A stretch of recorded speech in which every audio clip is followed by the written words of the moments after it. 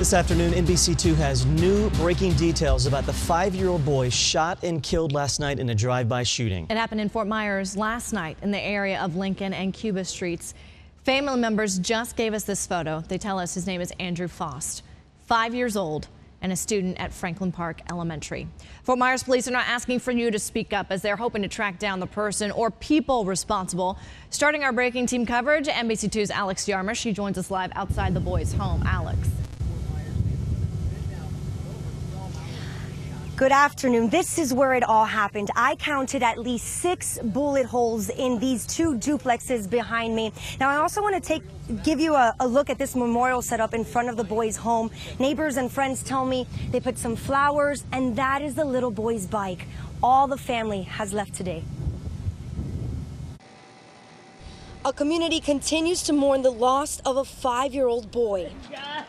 Shot and killed in a drive-by shooting Monday. He didn't even have enemies. He barely even had friends. So it's like, I don't even know what to say. We spoke exclusively to the 5-year-old's brother. He says little Andrew Faust went to Franklin Park Elementary. He was smart and a ball of energy. He was the most energetic kid I ever seen. He did backflips, front flips, cartwheels. Fort Myers police say a group of men were parked on Ford Street Monday evening when they opened fire. Neighbors showed us the bullets. We saw at least 6. Neighbors say once the shots stopped, they saw the boy's mother running out of the home with her son in her arms, yelling for help. You don't deserve it. God didn't take his life, someone else did. But he's up there in heaven. Someone please step forward. We're asking for you to do the exact same thing. If you have any information that can help them solve this crime, you are encouraged to contact police as soon as possible. They are looking for at least 2 people. Now, we are still learning brand new information about this investigation. My colleague, Clifton French, is just a block away working alongside investigators to bring you the very latest. Clifton.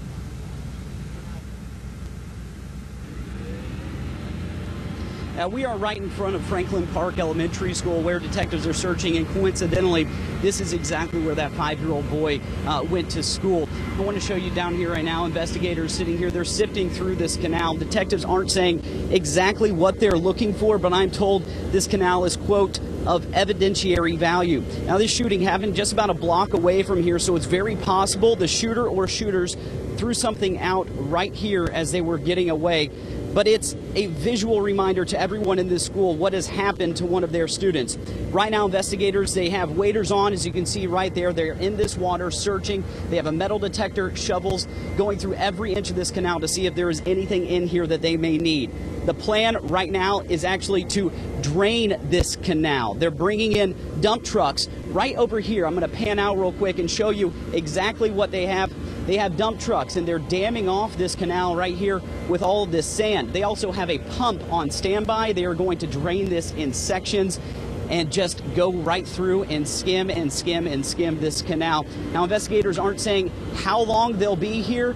I'm told that they are saying they will be here as long as it takes, as long as they shouldn't be, and that could be today, tonight. I'm told they could even be out here all day tomorrow, continuing to search this canal.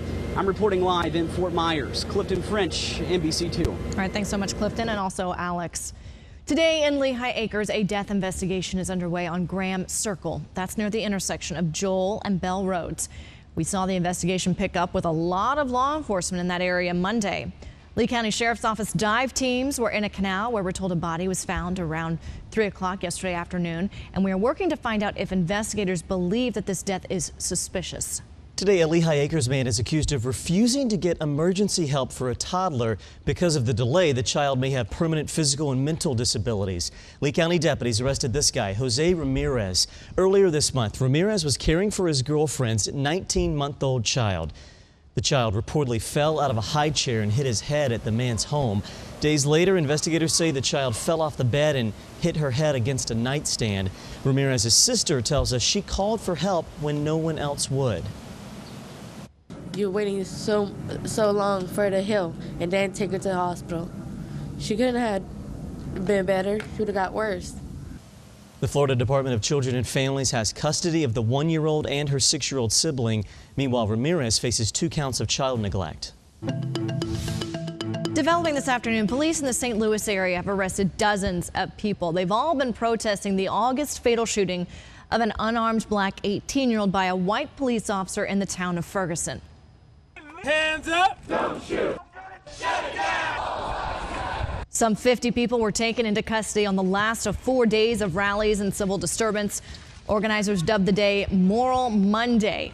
Hundreds of people marched on Ferguson Police Headquarters, and they used a bullhorn to read the names of people killed by police nationwide. Tense moments for passengers aboard an American Airlines plane en route from Dallas to San Francisco, or I should say to Dallas from San Francisco. Shortly after takeoff, the walls inside the cabin began to pop and crack. NBC's Terry McSweeney talked to people on board. And all of a sudden there were loud popping and ripping noise. That is what passengers heard, and this is what James Wilson saw while taking off from SFO en route to Dallas. In row 14, on both sides of the cabin, started ripping in and tearing in, and everybody started screaming and shouting. Wilson says the flight attendants aboard the Boeing 757, which looks like this, did a good job of keeping everyone calm. Everyone was wondering, like, we're not going to stay in this airplane as long as, you know, it's still making noise and whistling. But after checking the damage, the attendants made a stunning announcement. And they peeled back the panels and checked for daylight, and there was no oxygen mask dropping. They said, oh, we're okay, you know, for now, so we're just going to keep going. And keep going they did for 30 more minutes. Finally, with passengers in an uproar, the pilot himself came back. Says, oh, no, it's fine. It's totally fine. We're not losing pressure. Everything's good. Immediately gets back in the cockpit and says, we need to turn around. We're going back to SFO, and we're declaring an emergency, and we're emergency landing. The plane did return safely about an hour after taking off. No injuries, but leaving many passengers in the very same situation as James Wilson. I need to get home. I would love to see my family. Now looking overseas to the Oscar Pistorius trial, where the lead prosecutor says the defense is trying to portray Pistorius as a poor victim. Oscar Pistorius, known as the Blade Runner, was convicted of culpable homicide, which is similar to manslaughter in the U.S. in the shooting death of his girlfriend, Reva Steenkamp, on Valentine's Day of last year. On the second day of testimony, the prosecutor cross-examined Pistorius' manager, who argued that the judge should be lenient on Pistorius, who is a double amputee. The sentencing phase could go on for days. Today, NBC2 is working to find out what started a 4-hour standoff in Fort Myers. Officers say a man barricaded himself at a construction business. They believe he was armed at the time with a knife. The scene shut down Fowler Street near MLK Jr. Boulevard last night. The man, we've learned, works at that business. Throughout negotiations, officers tell us they remain confident it would end peacefully. Talking to the male, we have a good dialogue. He has some concerns that we're trying to put him at ease to see if he cooperates, and hopefully either he doesn't hurt himself and doesn't hurt any of the officers that are out here tonight. Police say they will get the man checked for mental illness. They say that check will determine whether he is charged. Right now in Collier County, deputies are looking for a teenage girl who has not been seen since Saturday. So take a look at her picture. Family members say 13-year-old Gabriela Casara went to bed Saturday night at home, but the next morning she was gone. She is described as 4 feet 1 inches tall, 120 pounds, with long brown hair and brown eyes. Anyone with information is asked to call the sheriff's office. Her baby was hungry, so a mother did what any mom would do, but the store she was in wasn't happy about it. Next at noon, we're going to tell you about the band of moms who staged a nurse-in. Then flash flooding, tornadoes creating chaos across the deep south. All new at noon, we'll tell you where they're heading across the U.S. and also show you the damage. And in weather, more changes for southwest Florida. That same system that Lisa was talking about is going to bring us some really pleasant weather here for the second half of the week. But first, we have some rain that'll be moving in through the afternoon and on into our Wednesday. Details on that coming up in your first alert forecast in just a few minutes.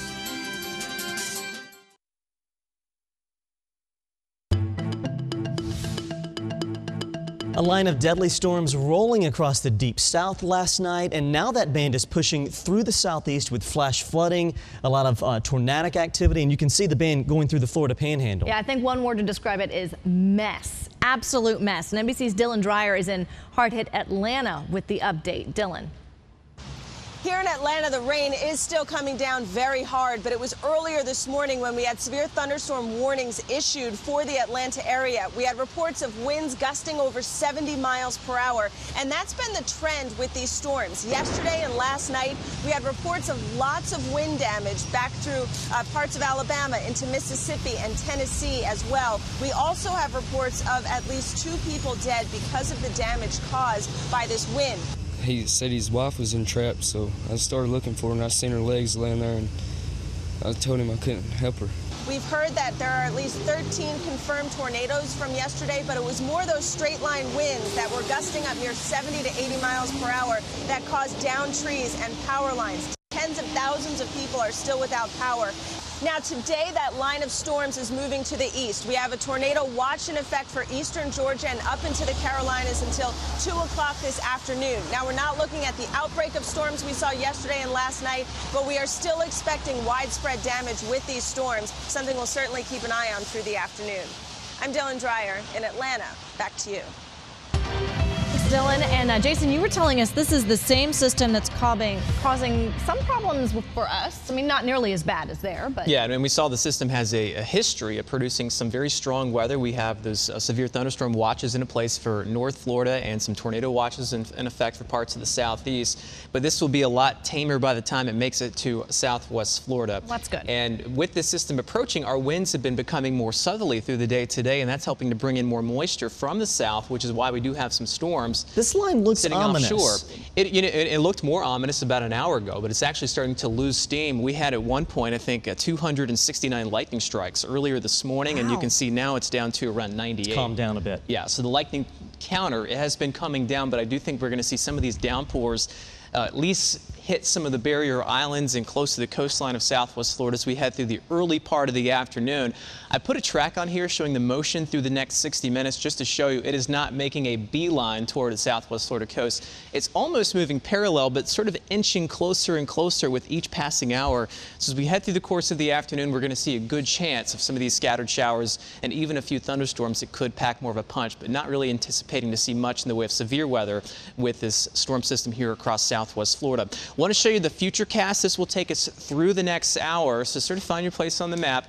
We'll start at the current time, put it into motion, so this will show the radar view, what it should look like closer to around 1:15, and you can see a few of these downpours sort of flirting with some of the Lee County barrier islands and up toward the Cape Hayes Peninsula. I think a little bit drier here as you head deeper inland, closer to US 41 and I-75. But all of this will be fair game for rain here as we head through the course of the afternoon on into this evening, tonight, and also into the first part of our Wednesday. We've got 84 degrees, a live shot there from RSW, Southwest Florida International, courtesy of Private Sky Aviation, a mix of sun and clouds. We do have some of those darker clouds starting to build in from the Gulf of Mexico, so I think the afternoon should end up being fairly cloudy, but still pretty warm. Winds coming in from the south and southeast. We talked about that a moment ago with that approaching weather system. We have more of that southerly component to the wind. We have seen some wind gusts get up closer to 15 to 20 miles per hour, so we'll continue to see that here as we head through the course of the afternoon. So pretty breezy day. 82 to 85 degrees here across Lee County. As soon as I say that, Bonita Springs, we get up to 86. 83 Sanibel. We've got mid-80s down the coastline around Naples, and we're going to top out in the mid to upper 80s through the course of the afternoon. Here's our forecast mode, and you can see some of these cells offshore. Some of these make it over the mainland as we head through the course of the afternoon. Not expecting to see a lot of widespread rain, but we are going to see some of these isolated thunderstorm cells making their way in from the south and west, especially once our winds start to become more westerly, which will happen as we head through tonight and on into Wednesday. So you can see here even closer to 10 o'clock, 11 o'clock tonight when Senior Chief Meteorologist Robert Van Winkle is here with your 11 o'clock news. It looks like we're going to see some of these heavier downpours working in from the Gulf of Mexico. Even through tomorrow morning with that onshore flow, it looks like we're in store for more scattered rain and thunderstorms and quite a bit of cloud cover for the first part of our Wednesday. But late Wednesday is when we expect that cool front to clear southwest Florida, especially into Thursday morning, and that's going to produce some really nice weather, a nice stretch of weather going all the way into the weekend. 89 out there this afternoon with more clouds and thunderstorms. Southeast winds on the waterways, 15 to 20 knots, seas at 2 feet. 2 to 4 feet, I should say. Inland waters choppy. There's our hurricane out in the Atlantic Basin on the verge of becoming a major hurricane. Just have to get winds up to 111. You can see it's up to 110. So it should be a Category 3 hurricane through the course of the afternoon, perhaps when the next advisory comes out at around 2 or 5 o'clock today. It's going to impact Bermuda through the course of the weekend. it looks like is a major hurricane, so that could be very bad for the island of Bermuda, but it is going to stay away from the U.S. mainland, eventually recurve back off to the north and northeast. All right, so here's the cool front moving through today into tomorrow. It finally clears late Wednesday, Thursday, Friday, on into the weekend. Looks sensational. A drop in humidity, and temperatures will be slightly cooler. That is your NBC2 First Alert forecast. Bring on the 60s, Jason. Thank you. New right now, reaction is already coming in following comments from the Vatican today. A Catholic leader saying the church must, quote, respect the dignity of gay people. The church is midway through a 2-week-long meeting of bishops. The meeting is focused on family issues and how the church should address them moving forward. Today, Catholic bishops showed an unprecedented openness to accepting the reality in real lives of Catholics. We must respect the dignity of every person. And the fact to be homosexual doesn't mean that this dignity must be not recognized and promoted. Other topics of discussion include the use of birth control and communion for divorced and remarried church members. Same-sex couples lined up early today to apply for marriage licenses in the state of Alaska. This is in Anchorage, where couples waited to turn in their applications. Back in '98, Alaska became the first state in the union to pass a constitutional amendment on same-sex marriage. It only recognized unions between one man and one woman. A federal judge, though, overruled that amendment Sunday, allowing gay and lesbian couples to marry and receive the same benefits as straight couples. A Colorado mom is upset that a business told her to stop breastfeeding her baby. So in protest, she and dozens of other moms nursed their children inside the Burlington Coat Factory store. NBC's Jessica O reports. Mothers united in the baby section of Burlington Coat Factory to protest what happened to this mom and her baby. It was really embarrassing. It was embarrassing to be pointed out and to be told that I was offending somebody over something that is really just a natural thing and shouldn't be such an offensive thing. Aslan Major was breastfeeding her 1.5-year-old in the store without a cover. She claims an employee told her it was against policy. She kept telling me it offended her, and because it offended her, I shouldn't get to nurse my daughter. Under Colorado law, mothers can breastfeed in public places. Well, that's part of what we're currently investigating, is specifically what happened and what transpired from that point and how the situation was handled, and we are looking into that. A representative with Burlington Coat Factory believes this was a miscommunication that may change how employee training is handled in the future. Burlington as a company, we support moms. We support moms who breastfeed. I think, it's just an opportunity for us to do a better job communicating that to our stores. As moms openly nursed during this quiet protest, some customers like this pregnant woman said there's something to be said about common courtesy. I personally am going to put a cover up over the top of me just because I tend to be modest, but that's a personal choice. I mean, I get it. You're sitting there staring at somebody's breast, but at the same time, it's kind of, if you don't look at it, it's not really as offensive. Many of the moms seem surprised Burlington let them host a nurse-in inside the store. Aslan just wants moms to know it's okay to breastfeed, and it is legal. I don't want to have to see another mom go through this and possibly not know the laws and be shamed for it. Jessica O with that report. Aslan says she would just like a formal apology from Burlington Coat Factory. What happens when you take therapy lessons out of the office and into nature? Coming up next on NBC2 News at noon, we find out the unique way that horses are healing the hearts of families.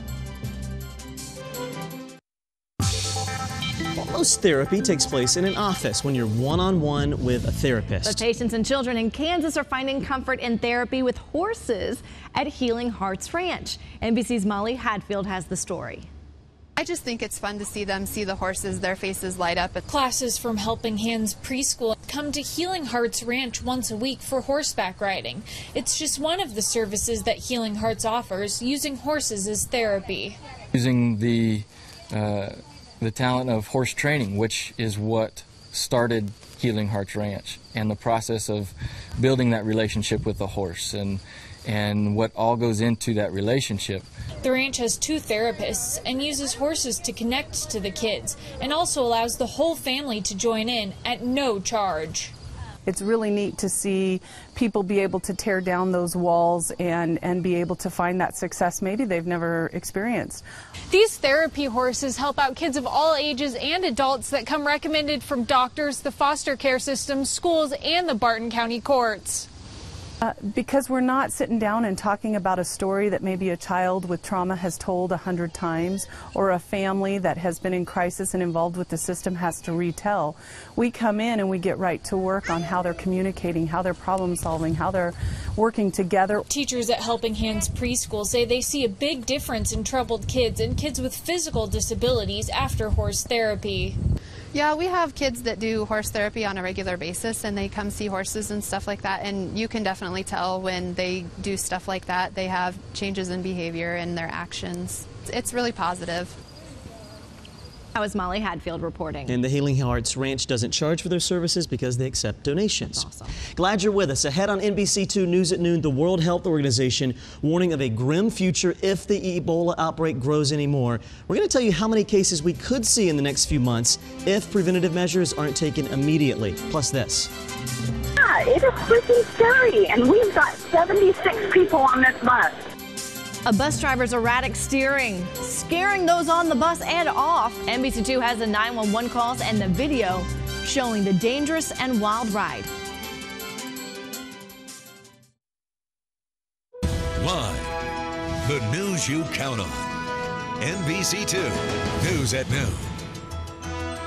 Thanks so much for joining us. Here's a look at your top stories this afternoon. NBC2 is on top of a drive-by shooting that left a 5-year-old dead. It happened in Fort Myers last night in the area of Lincoln and Cuba Streets, and family members just gave us this photo.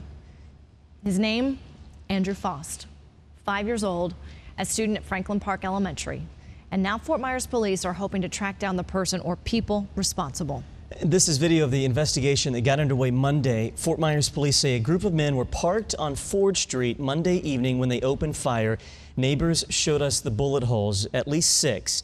They say once the shots stopped, they saw the boy's mother running out of the home with her son in her arms, yelling for help.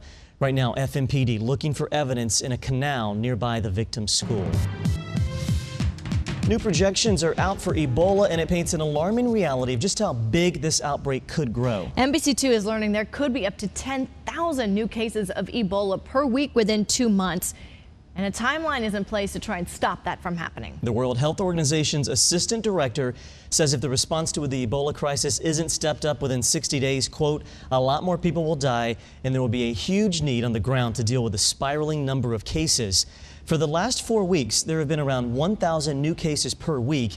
That figure includes suspected, confirmed, and probable cases. The WHO is aiming to have 70% of cases isolated within 2 months to reverse the outbreak. Meanwhile, a critical care nurse in Dallas fighting the Ebola virus remains in isolation this afternoon. And this as the Centers for Disease Control tries to figure out how she became the first person infected with the disease here in the U.S. NBC's Jay Gray is outside the Dallas hospital where it happened with an update on her condition and also what comes next.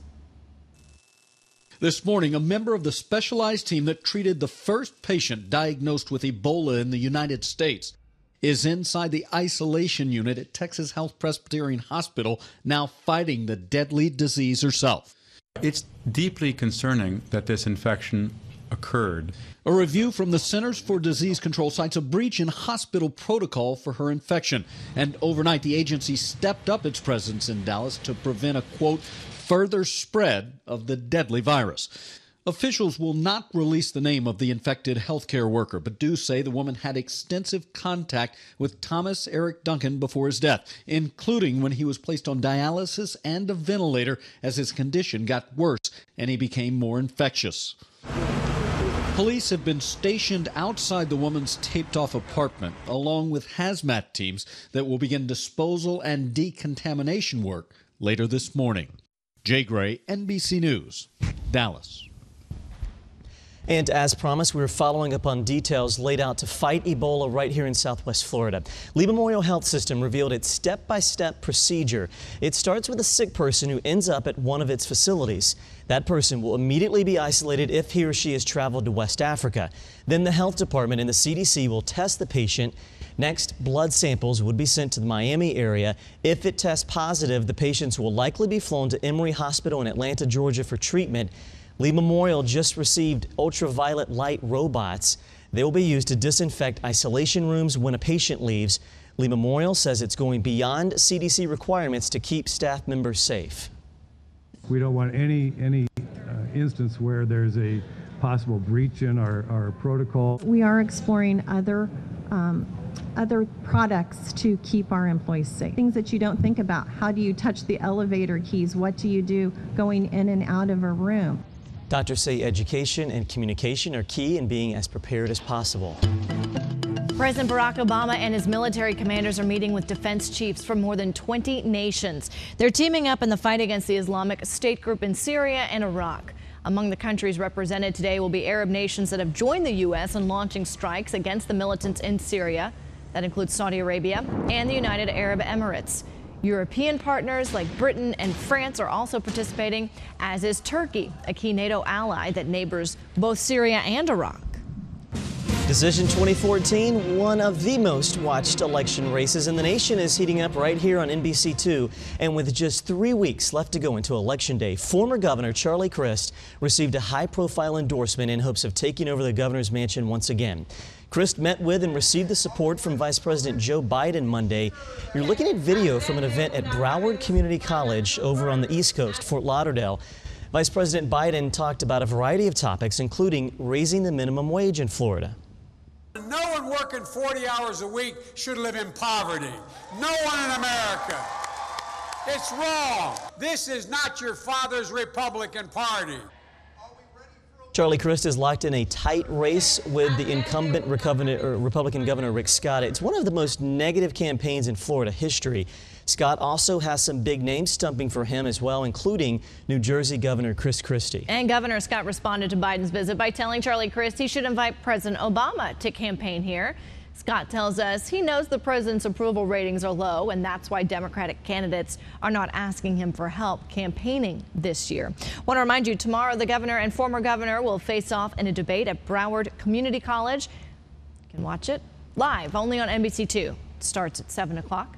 And on Election Day, Tuesday, November 4th, we've learned Governor Rick Scott will watch the results come in at the Hyatt Coconut Point Resort.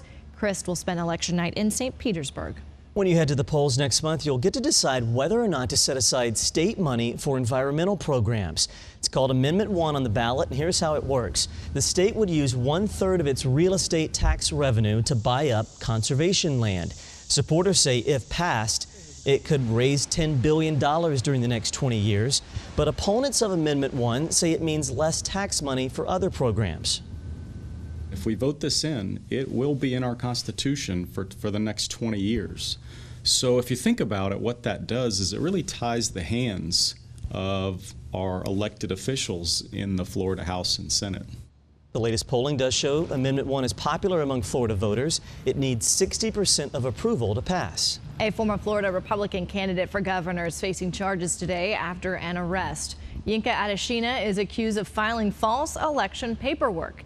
Investigators say she listed a Tallahassee cemetery for the address of several contributors.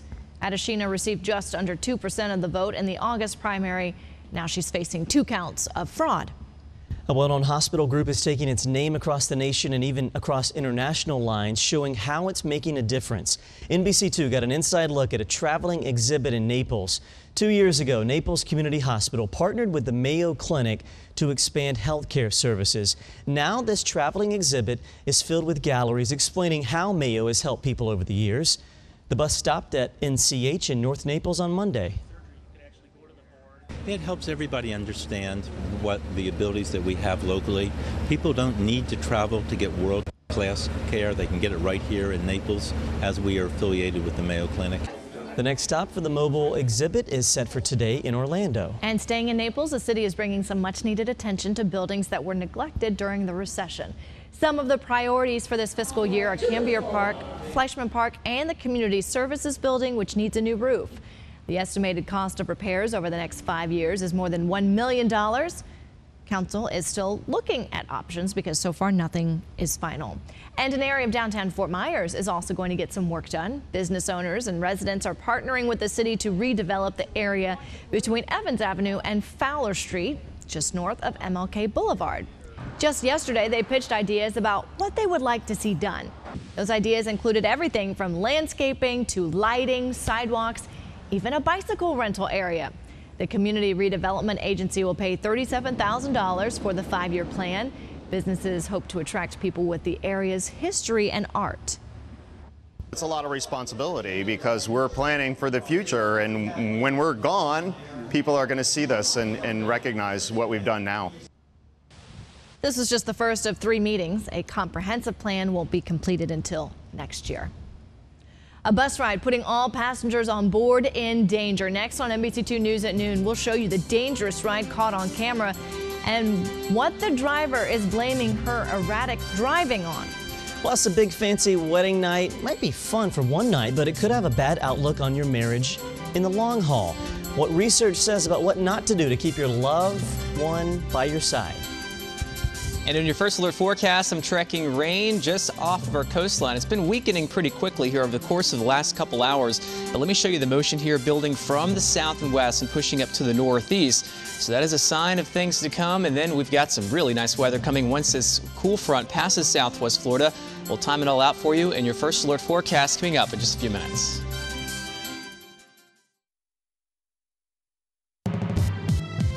A double-decker bus carrying almost 50 people overturned this morning on a highway near Indianapolis, injuring dozens of people. Police say the driver of the megabus lost control while trying to avoid a minor crash in the interstate. The bus ended up on its side. Right now, at least one of those people is in critical condition. Dozens more suffered minor injuries, including cuts and bruises. Meanwhile, firefighters in upstate New York rescued the driver of a tractor trailer. The wreck left him just hanging off the side of a highway. This happened on an interstate ramp in Rochester Monday afternoon, and rescue crews arrived to find the trailer on its side, the cab and its driver dangling in the air. They managed to haul the driver to safety with ropes and a ladder. He was taken to the hospital with minor injuries. Authorities are now investigating to find out what caused the truck to wreck in the first place. So a sheriff's team is reconstructing the crash to find out if any other cars were involved.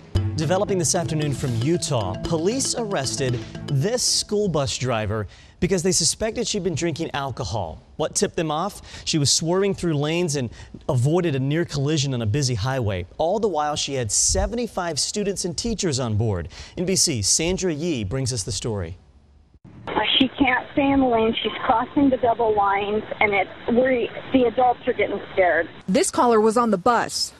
So she just switched lanes. Oh my gosh. She's on the belt route. She just passed the belt route, which a trooper's dash camera video shows drifting in and out of lanes on I-15. Unless she straightens up when she sees the officer. What happened? She almost hit this man next to us. Other callers noticed the bus going erratically too. There he goes in another lane, and now he's coming back. Troopers say when they pulled the bus over, driver Leisha Martinez failed a sobriety test and had prescription medication that warned of drowsiness in her purse. The only thing that she said at the time was that she was very tired and that she had been up quite late. It sounded like she had to be up early. Investigators don't know if Martinez was abusing the medication, but say a blood test will determine how much of the drug Martinez had in her system. And our bus drivers do go through a pre-screening before they become our bus drivers. The Davis School District screens drivers randomly every year, and as part of training, drivers are required to list any medications they're taking. Precious cargo, no question about it. I mean, I'm just glad I'm not out here talking about kids who are injured. No injuries. Okay, I am honestly shaking at this point. But a lot of rattled nerves. Yeah, it is freaking scary, and we've got 76 people on this bus. We have a couple of twists and turns down the road in our southwest Florida weather here as we head through the course of the week. Phase 1 of some changes arriving is actually happening right now and just off of our coastlines. Take a look at the only live radar in town coming up on 1245. Note the rain offshore in the eastern Gulf of Mexico. This looked a lot more ominous about 2 hours ago, especially early this morning. We had a lot of embedded thunderstorms in this little rain band here. Now the lightning counter down to around 13. At one point, it was just under 300 lightning strikes. So this little area of rain has been sort of shrinking up and weakening, but we are looking at a few of these little light rain showers making their way in right now across the Cape Hayes Peninsula. Here we are around Gasparillo Island. Here's Boca Grande, Rotunda, Placida. You can see just here off to your west, we have this little patch of some light rain falling right now around Inglewood and heading up across State Highway 776. I think we'll continue to see this weekend as it tries to move inland. And as we head through the course of the next hour, we are going to see some of this light rain falling at least across the Cape Hayes Peninsula. Let's expand the view a little bit and look at our latest Futurecast model. Start at the current time here at 12:45, and we'll put this into motion. And I think the little thunderstorm we have offshore will continue to sort of collapse, but we could see at least some light to moderate rain make it in around Captiva and perhaps Sanibel as we head through the next hour. And through the course of the afternoon, I think we're going to see more shower and thunderstorm development, especially for our inland communities. And we'll take you hour by hour through the forecast through the afternoon into our Wednesday and track that cool front and here in just a moment. First, we'll take a little look outside using our live weather stations across southwest Florida right now. We've got temperatures in the middle 80s, somewhat of a stiff breeze. Here's the view from Fort Myers Beach. You can see those gray skies off in the distance. That's some of that light rain heading in toward our coastal zones. We've got 82 right now, and winds coming in, it says around 3 miles per hour, but we have seen some higher gusts get up to around 15 to 20 miles per hour. So we have somewhat of a breezy afternoon on the way. Temperatures as warm as 87 right now in LaBelle at First Baptist Preschool there. Bonita Springs coming in at 86. We've got 82 across the Cape. A little bit cooler. We have more cloud cover for those of us across the Cape Hayes Peninsula. Here's that forecast mode working through the course of the afternoon. We are going to see some isolated showers, even a couple of heavier downpours make their way in from the Gulf of Mexico. Here's a look at 5 o'clock. We've got a little bit of scattered rain out there building inland, and even through this evening and tonight, we're going to keep rain chances in the forecast as a cool front gets closer and closer to southwest Florida. Here's a view by around 9-10 o'clock tonight. You can see some heavier pockets of rain, even some thunderstorms making their way in from the Gulf. And as we work through the first part of our Wednesday as well, we'll continue with that onshore flow. Those winds coming in from the southwest, and that'll help to bring in more moisture here as we head through our Wednesday morning, even into Wednesday afternoon. We're going to see the potential, at least early part of the afternoon, for some of those passing downpours coming in from the Gulf of Mexico. Then by late Wednesday, that cool front starts to clear southwest Florida. And let me go ahead and show you that 7-day forecast and how temperatures will change as we head through the course of the week.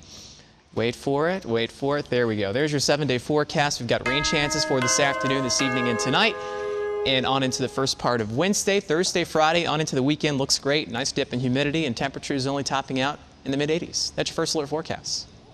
Good. Thanks so much, Jason. Well, a brand new show is following The Voice tonight at 9. Get ready for the premiere of NBC's new romantic comedy, Marry Me.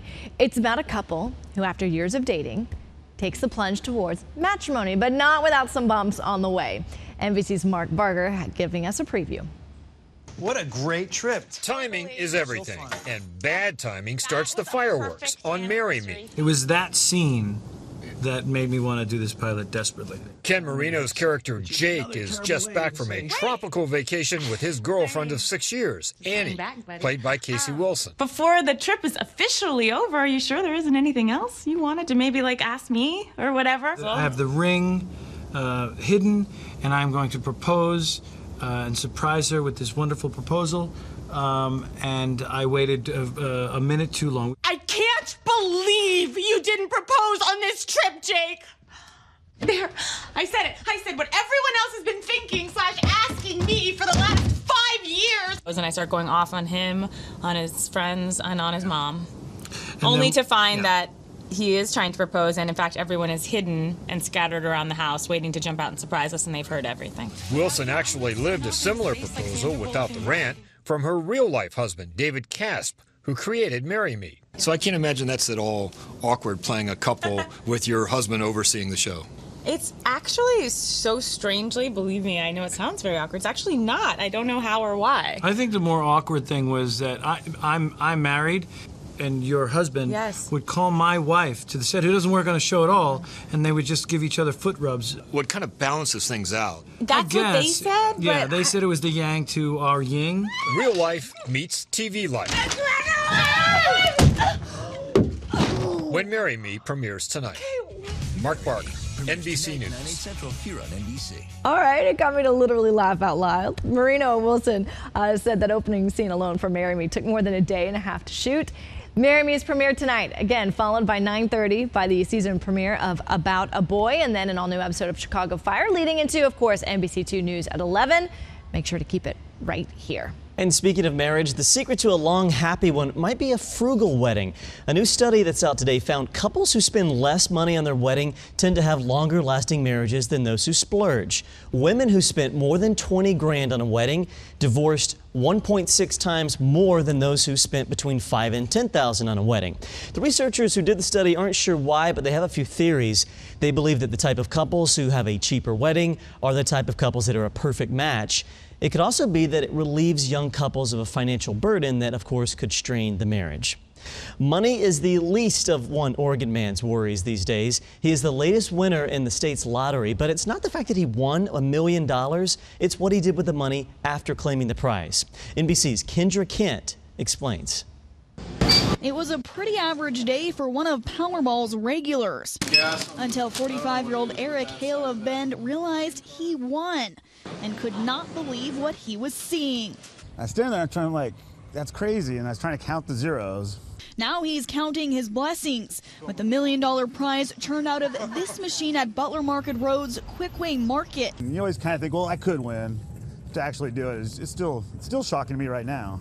That shock quickly doubled. Hale called his brother in Yakima, Washington. I was like, are you sitting down? Guess what? You know, we won $1 million. And that's right. The man who only works part-time handing out samples has already given half the money to his brother Quinn. He says he didn't even think twice to keep a decades-old promise. Like when we were kids, it was just something we talked about, and I always figured just to split it with my brother. I really did. Now the question is, can the good luck rub off? Wish me luck. We've already had a lot more people coming in and buying the Mega Millions and buying the Mega Bucks. After taxes, each brother takes home more than $330,000. Hale says he'll invest most of the money and finally go back to graduate school to finish a counseling degree, but not before he has a little fun first. You can't say it doesn't change your life. It's always like, well, shoot, so maybe someday. Now it's like, just booked a trip to China for 20-some days, you know. And all new today at 4. As fears of Ebola spread, all eyes are now on the nurse who contracted the virus as she was treating an infected patient. But now there's a new battle. What to do with the possible infected belongings? We're exposing the growing problem.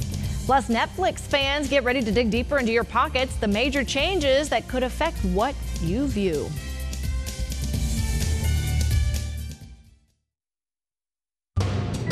$12:55, time to update your top stories. Who shot and killed this 5-year-old boy? That is the tragic question looming over a Fort Myers neighborhood today.